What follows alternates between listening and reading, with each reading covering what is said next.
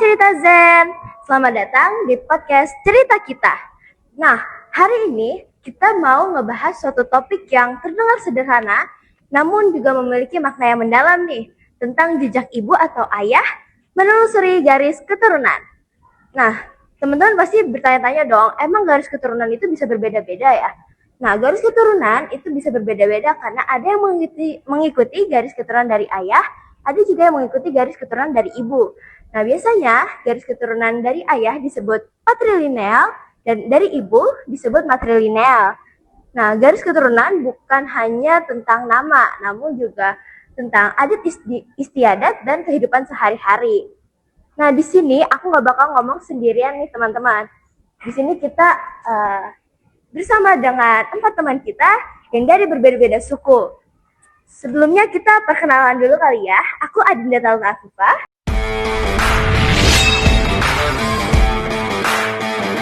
Aku Yasir Yusuf dari suku Padang.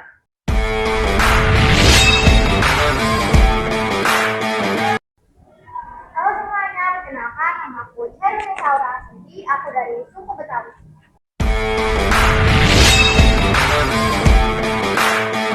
Halo semuanya, nama saya Aina Yamakaturan Hari. Saya dari suku Jawa.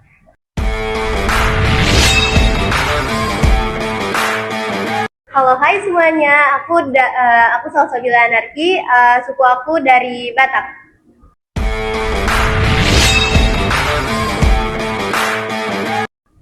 Salam kenal.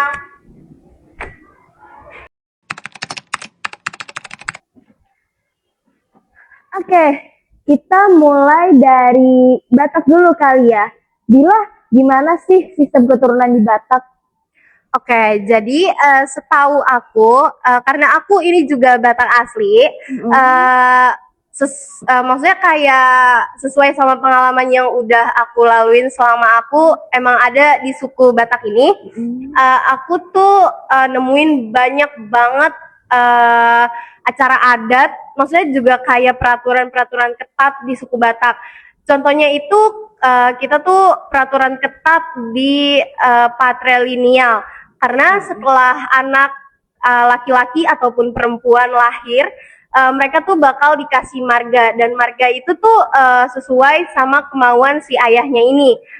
Pokoknya ibunya tuh kayak ya udahlah ikut aja. Terus juga kalau di suku Batak itu kita tuh nggak boleh yang namanya nikah sesama marga. Kalau mau jadi ada satu orang ini yang keluar dan dia tuh beli marga. Nah, jadi terus juga kalau misalkan di Batak itu tuh patrilineal itu tuh bener-bener yang ketat banget. Bahkan mereka itu bisa pakai nama anak-anaknya itu pakai nama ayahnya. Oh, Itu aja gitu. sih. Oke. Nah, sekarang kita bakal nanya nih ke suku Betawi. Bisa gimana sih sistem di suku Betawi itu? Betawi itu kan campuran budaya ya. Nah, kalau soal garis keturunan, aku lebih cenderung ke patrilineal, yang dimana anak-anak mengikuti garis keturunan ayah, terutama warisan. Tapi walaupun mengikuti garis keturunan ayah, peran ibu juga memiliki tempat terhormat. Jadi peran ibu nggak akan dilupain. Oh, oke. Jadi kayak adil gitu ya antara dua keluarga, antara ayah dan ibu gitu. Iya. Nah, oke. Kita selanjutnya bakal nanya ke suku Jawa. Renar, gimana sih sistem di suku Jawa itu? Kalau di Jawa sistemnya condong ke patrilineal. Anak-anak mengikuti garis keturunan ayah. Oke. Soal nama dan warisan, tetapi juga dekat dengan keluarga ibu. Oke, jadi balance ya teman-teman antara dua keluarga. Ternyata Indonesia nggak cuma beragam sukunya aja nih. Ternyata sistem keturunannya juga beragam. Boleh nggak sih biar teman-teman yang lain lebih paham gitu? Kasih contoh dari kehidupan sehari-harinya gitu. Kalau di Padang sih kita ada perempuan yang memegang semua harta dan memegang semua sawah. Nah, perempuan itu perannya sebagai pewaris dan laki-laki perannya sebagai pelindung. Oke. Oke, sudah. Selesai. Oke. Sekarang coba kita dengar dari Batak kali ya. Oke, kalau dari Batak itu contoh garis keturunan ayah itu biasanya sih di nama ya. Untuk nama anak-anakku biasanya kita tuh pakai nama ayah karena mungkin itu ciri khas dari suku Batak sendiri, atau mungkin ayah ini tuh mau memang kita tuh di belakangnya ada marga kita. Gitu, oke. Nah, kalau dari suku Betawi nih Nisa, apa sih contoh di kehidupan sehari-harinya gitu? Kalau di suku Betawi itu ada yang namanya tradisi palang pintu, yaitu pada acara pernikahan.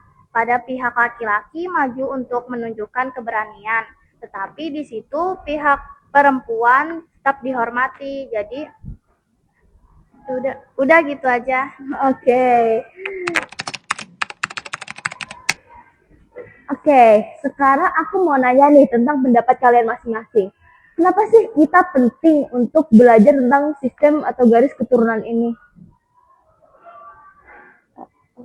Kalau di Padang matrilinear mengajarkan kita bahwa perempuan memiliki porsi penting, namun laki-laki juga memiliki tanggung jawab.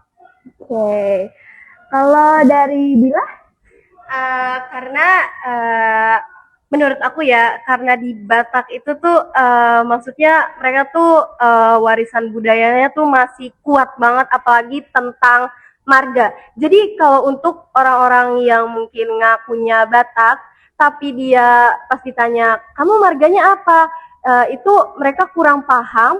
Jadi itu agak kehilangan jati diri aja sih. Jadi kayak malu sendiri. Masa ya orang Batak nggak tahu marganya sendiri? Gitu. Oke. Kalau di Betawi? Kalau aku yang penting rasa hormat. Mau ikut ayah atau ibu, yang penting hubungan dijaga dengan baik. Oke. Kalau Renat? Kalau di Jawa,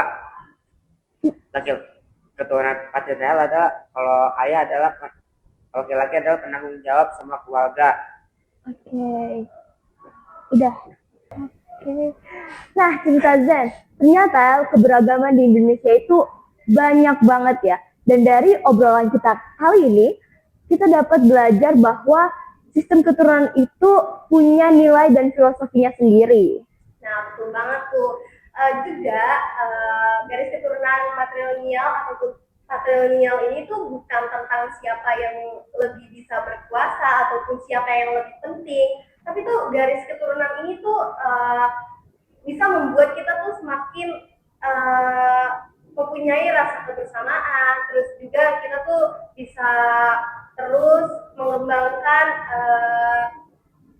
adat secara turun-temurun dari kakek nenek kita.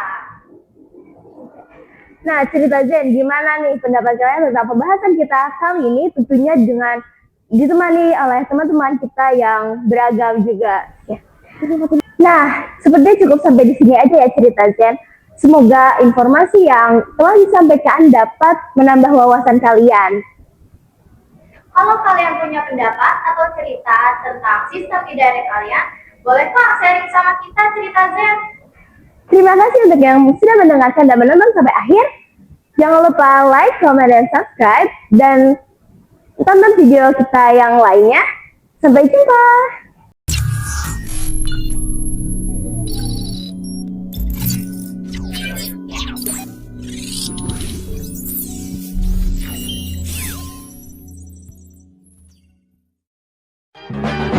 One is the loneliest number that you